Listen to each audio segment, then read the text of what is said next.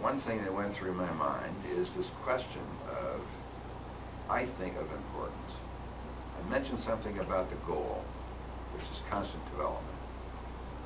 I think another important thing is, what do I consider the norm or the expected for me? What do I want to see? What are the findings I want to see? And what can I do then in terms of looking at those findings and figure out what I want to do, both for lenses or training or anything else? Now, all I can do as a start is give you some observations, give you some general idea, because if I give you a bold definition, I don't think it will work. I can tell you some of the characteristics of it.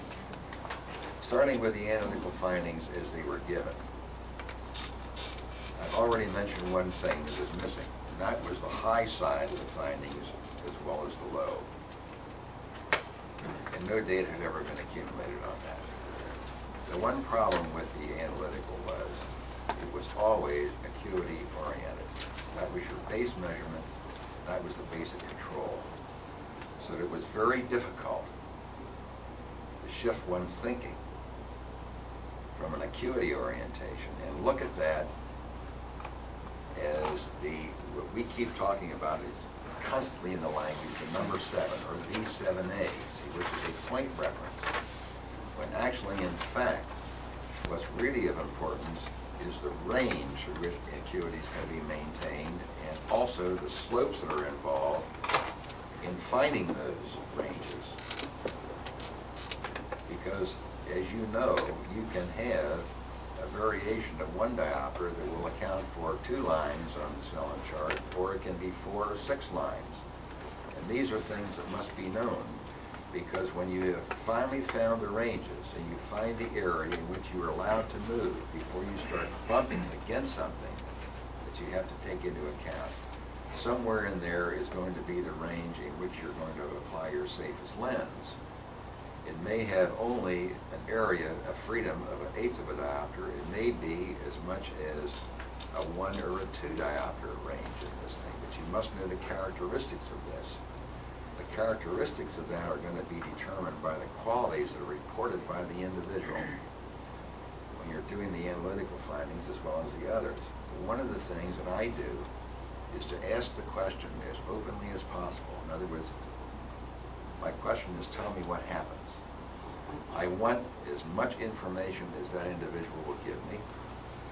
I also make a note of whether he does give it to me in fact or not, whether he has difficulty in verbalizing what he's saying. I can tell from his lips and everything else.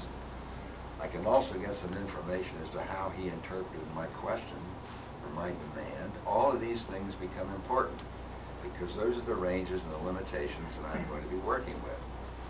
Now, yesterday, in going through some of the cases, I hit upon one thing, but nobody picked it up or asked the question. And I'm going to try to make you do it differently today. I told you that on 16, the report was the target got farther away, and on 17, the target got farther away. Those are 2 different directions. Have you ever encountered this? Do you record this kind of thing? If so, what does it mean to you? Well, the first thing it means to me in my model is that this person can isolate this from this. Remember I said before, the visual problem is not commission as much as it is omission, fracturing of this, and the inability at that moment, for one reason or another, to put all the pieces together into a whole. Now, obviously, when you stop, take that back. When you stop to think about how can this be, and we're talking basically about cellular findings here.